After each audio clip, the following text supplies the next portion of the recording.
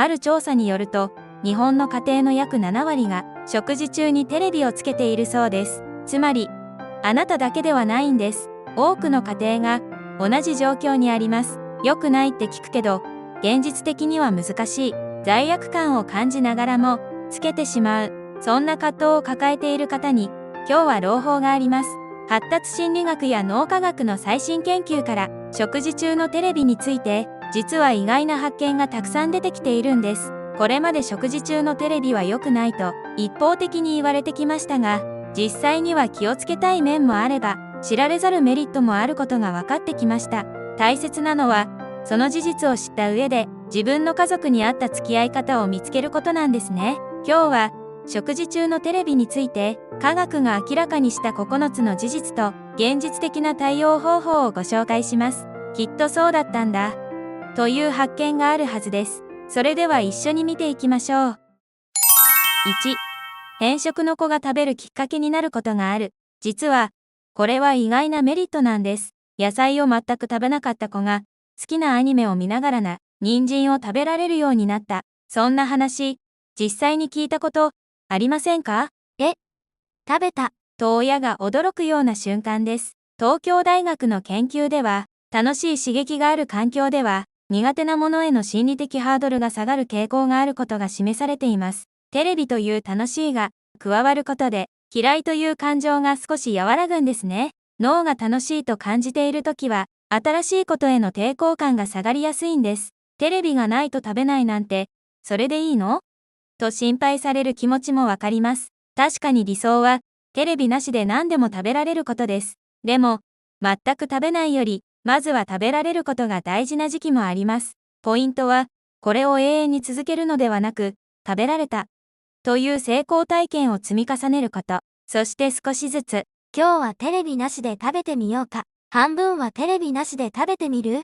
という日を増やしていく段階を踏めば、子供は必ず成長します。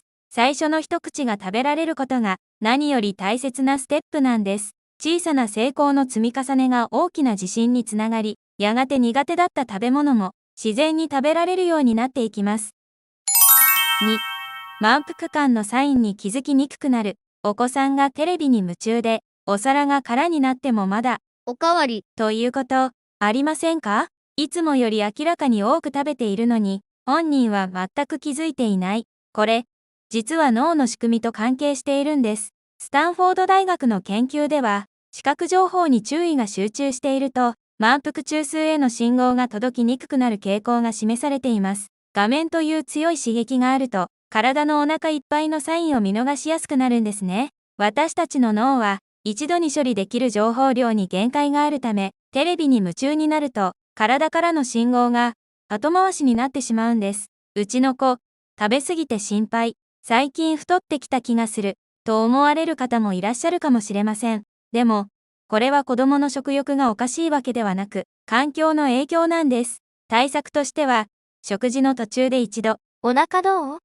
まだ食べられる？と声をかけてあげること。またお皿を小さめにして、おかわりするときに一呼吸置く習慣をつけるのも効果的です。テレビを見ていても、時々自分の体に意識を向けるきっかけを作ることで、少しずつ満腹感に気づく力が育っていきます。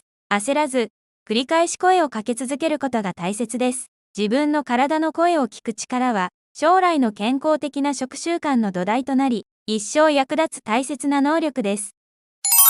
3、家族との会話が減ってしまう。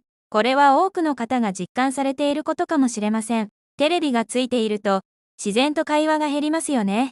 今日ね、学校でね。と話しかけても、子供の目は画面に釘付け、返事も、だけ。せっかくの食卓の時間なのに、家族それぞれがテレビを見ているだけ。そんな光景、見覚えありませんか？ハーバード大学の研究では、食事中の対話が子供の語彙力や社会性の発達と深く関係していることが分かっています。特に、リラックスして話せる食卓での会話は、子供が安心して自分を表現できる貴重な機会なんです。今日はこんなことがあった。これが嬉しかった。そんな何気ない会話が、子供の言葉の力と心の成長を支えています。毎日忙しくて、ゆっくり話す時間がない。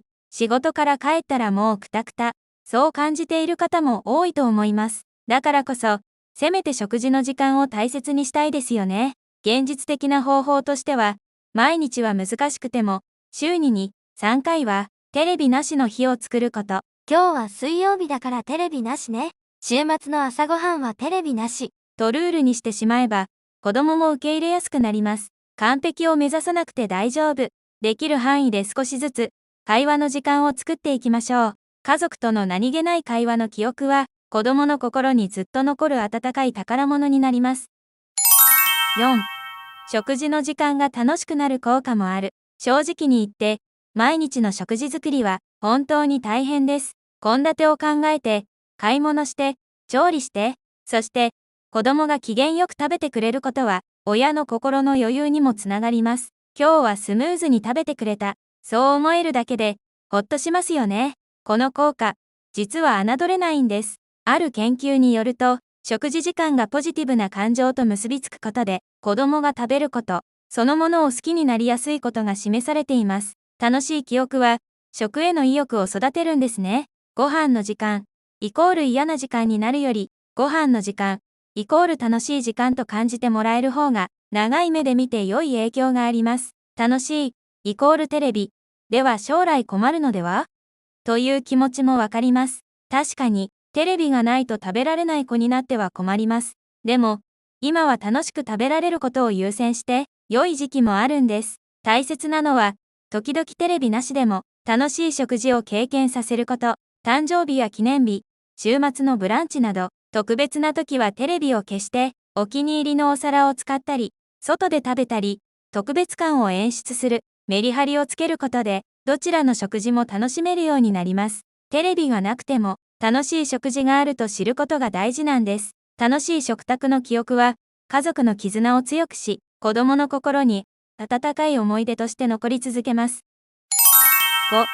食べ物の味や香りを感じにくくなる。お子さんに、今日のご飯、美味しかった？と聞いても、わかんない、覚えてない。と言われること、ありませんか？さっき食べたばかりなのに、何を食べたかも曖昧。これは記憶力の問題ではなく、注意がどこに向いているかの問題なんです。大阪大学の研究では、五感のうち、視覚に多くの注意が向くと、味覚や嗅覚への感度が下がる傾向が示されています。テレビという強い視覚刺激があると、食べ物の繊細な味わいや香りを感じにくくなるんですね。人間の脳は複数の感覚を同時に処理しますが、視覚情報が優位になると、他の感覚が相対的に鈍くなってしまうんです。味覚の発達が心配。好き嫌いが多いのは、ちゃんと味わってないからと思われるかもしれません。確かに、幼少期の味覚体験は、将来の食の好みや健康に影響する大切な要素です。ただ、これも善か無かではありません。テレビを見ながらの日があっても、週に何回かは静かに食べる日を作る。その時に、このトマト、甘いね。このお肉、柔らかいね。このお味噌汁、いい匂いするね。と具体的に声をかける。こうした体験の積み重ねで、味覚はちゃんと育っていきます。一度に変えようとせず、少しずつで大丈夫です。食べ物を五感で味わう経験は、食への感謝の気持ちを育み、豊かな人生の基礎になります。6.